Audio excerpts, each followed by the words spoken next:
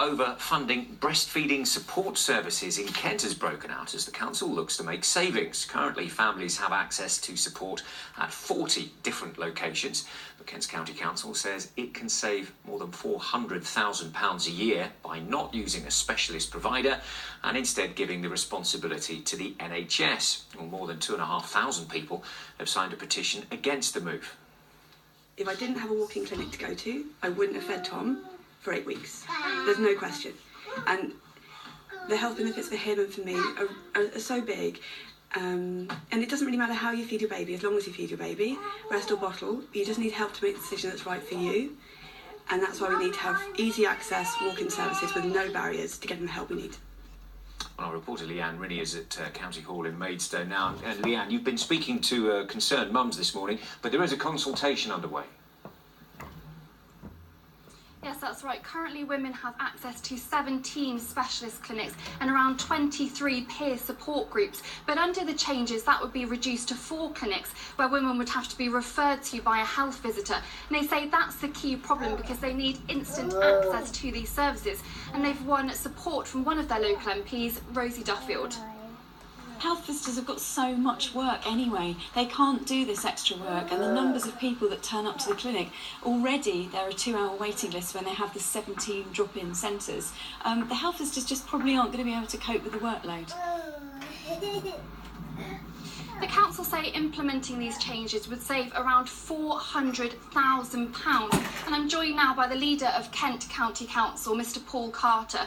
Mr. Carter, I've been speaking to many women who are really concerned that they won't get the same access to these services that they immediately get now. Are they right to be concerned? Well, the National Health Service has a responsibility to deliver some of the consultant doctors to the breastfeeding service. We have the responsibility of providing the health visitors for mums with youngsters from birth to the age of 5.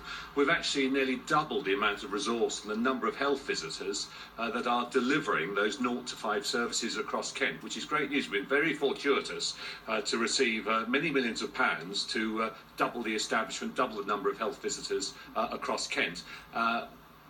Now we're coming up to renew the contract for breastfeeding support.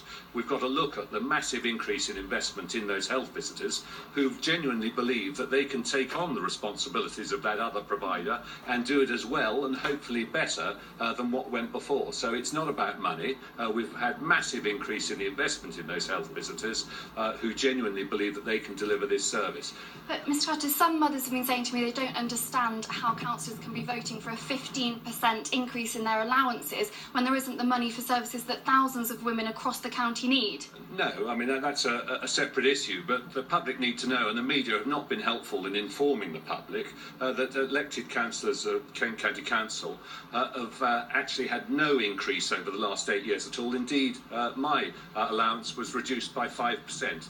Therefore, what we are now introducing is much less than the average increase in wages, and we've actually saved the authority through that restraint over many years. Thank you very much, Mr. Carter. Well, the public have until the beginning of September to comment on this consultation, and if the changes are implemented, it will be at the beginning of next year. Yeah, thank you.